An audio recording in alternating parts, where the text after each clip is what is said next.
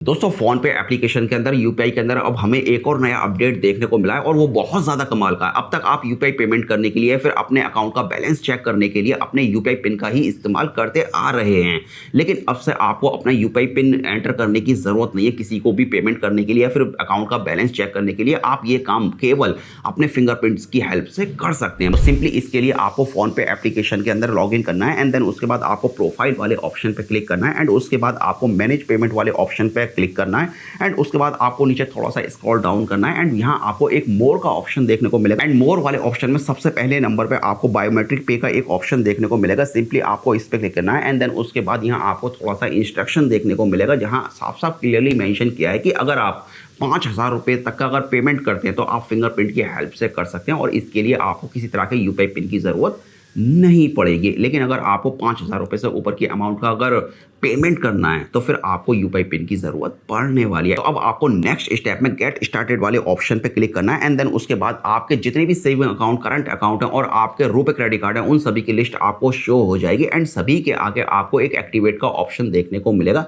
And आपके कुछ account या फिर रुपए क्रेडिट कार्ड ऐसे भी रहेंगे जिनके सामने आपको एक्टिवेट का ऑप्शन देखने को नहीं मिलेगा। तो इसका मतलब ये है कि अभी आपके उन रुपए क्रेडिट कार्ड और अकाउंट्स के ऊपर बैंक की तरफ से यानी बैकएंड में पीछे की तरफ से फिंगरप्रिंट की फैसिलिटी को अवेलेबल नहीं कराया गया है। तो सिंपली फिलहाल यहाँ से अभी हमारे सामने जो हमारे 3 अकाउंट हैं, तीनों अकाउंट के ऊपर हमें फिंगरप्रिंट को एक्टिवेट करने का ऑप्शन हमें शो हो रहा है। तो सिंपली यहाँ से हम किसी एक अकाउंट को सेलेक्ट कर लेते हैं एंड जब हम अकाउंट को सेलेक्ट करते हैं तो उसके बाद आपको एग्री एंड एक्टिवेट वाले ऑप्शन पर क्लिक करना है एंड उसके बाद आपको अपने अकाउंट का यूपीआई पिन एंटर करना है। देन उसके बाद आपके सामने एक फिंगरप्रिंट का ऑप्शन देखने को मिलेगा। सिंपली आपको अपने फिंगरप्रिंट को एक बार वेरीफाई करना है। देन उसके बाद आपका जो फिंगरप्रिंट वाला ऑप्शन है पेमेंट करने के लिए वो सक्सेसफुली एक्टिवेट हो जाएगा एंड ठीक इसी तरह से आप अपने रुपए क्रेडिट कार्ड के ऊपर भी फिंगरप्रिंट वाले ऑप्शन को एक्टिवेट कर सकते हैं। एंड चलिए अब यहाँ पर मैं आपको एक पेमेंट करके भी दिखाता हूँ। तो सिंपली यहाँ से हमने अपने फोन पे एप्लीकेशन से एक क्यूआर कोड को स्कैन कर लिया है एंड सिंपली उसके बाद आपको अपनी अमाउंट एंटर करनी है जितने की भी आपको पेमेंट करनी है। याद रखिए कि 5,000 रुपये से ज़्यादा की अमाउंट ना हो। 5,000 रुपये से अगर ज़्यादा की अमाउंट अगर आपको पे करनी है